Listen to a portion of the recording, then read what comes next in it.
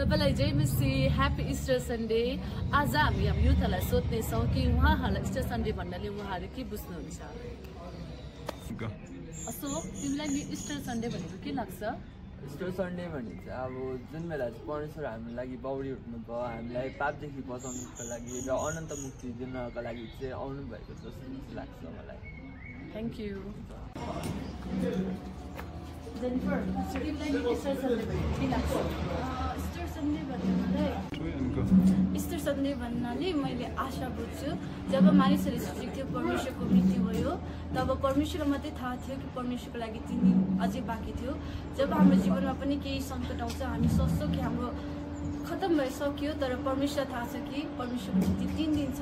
र यो इस्टरले मलाई एउटा आशा र भरोसा दिँदछ। रोहित, तिमीलाई इस्टर सन्डे भनेको के लाग्छ? इस्टर सन्डे भनेपछि विश्वभरि मनाइने एउटा महत्त्वपूर्ण दिन हो। विश्वासीहरूले चाहिँ जसमा येशूको पुनरुत्थानलाई सेलिब्रेट गर्ने गर्छ। अन्त यही दिनमा चाहिँ हामीलाई जिजस क्राइस्टले सेलिब्रेसन दिनुभएको थियो।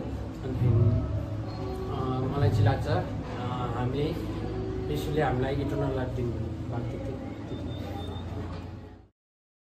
बहिनी, तँलाई इस्टर सन्डे भनेको के लाग्छ?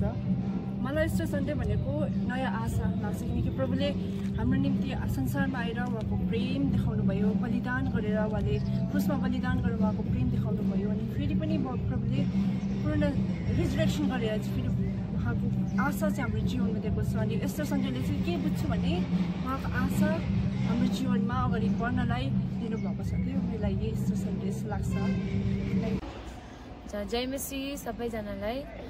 अब इस्टर भन्नाले म चाहिँ के बुझ्छु भन्दाखेरि चाहिँ प्रभुले हरेक डार्कनेसदेखि चाहिँ आज अन्धकारलाई चाहिँ प्रभुले आज ओभरकम गर्नुभएको, विजय पाउनुभएको परमेश्वर म बुझ्न सक्छु।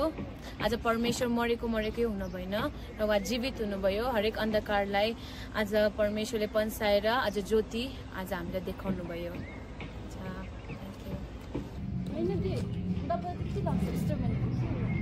मलाई चाहिँ इस्टर भनेको चाहिँ के लाग्छ भन्दा चाहिँ परमेश्वरको चाहिँ महान प्रेम है, जुन प्रेम चाहिँ आज संसारले गर्न सक्दैन है।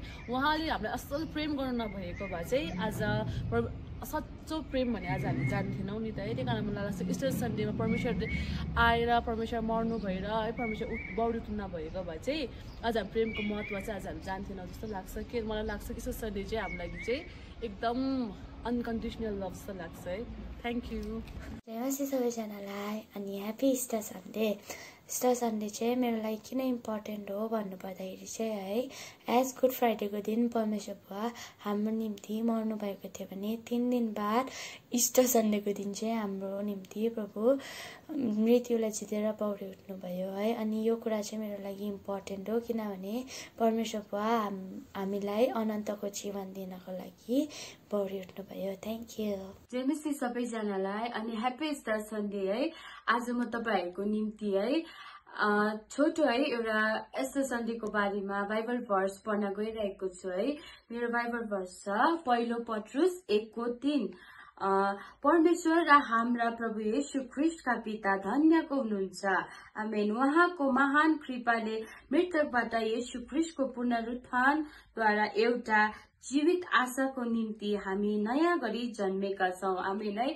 आज साँच्ची नै इस्टर सन्डे भन्नाले आज हामी बुझिन्छौँ कि है परमेश्वरले फेरि पनि आज हाम्रो निम्ति, हाम्रो यो सारा संसारको निम्ति नयाँ आशा लिएर आज आउनु भएको छ है। परमेश्वर मरेको हुनु भएन, हाम्रो निम्ति यो सारा संसारको निम्ति फेरि पनि जीवित हुनुभएको छ है। Thank you.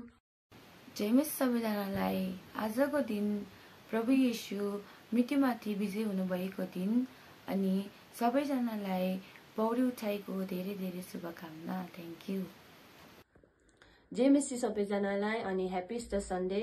म इस्टर सन्डेको केही कुरा भन्न गइरहेको छु। इस्टर सन्डे चाहिँ के हो भनेर चाहिँ सबैजनालाई थाहा भएकै हो। इस्टर सन्डे भनेको के हो भने सबैलाई यादै छ र म केही कुरा भन्न चाहन्छु। इस्टर सन्डे चाहिँ is a time to rejoice अनि परमेश्वर पिता चाहिँ भिक्ट्री ओभर डेथ, परमेश्वरले चाहिँ मृत्युलाई उहाँ जितेर आजको दिनमा उहाँ पुनरुत्थान हुनुभएको छ र हामीलाई नयाँ आशा, नयाँ लाइफ दिनको लागि अनि खुसी दिनको लागि।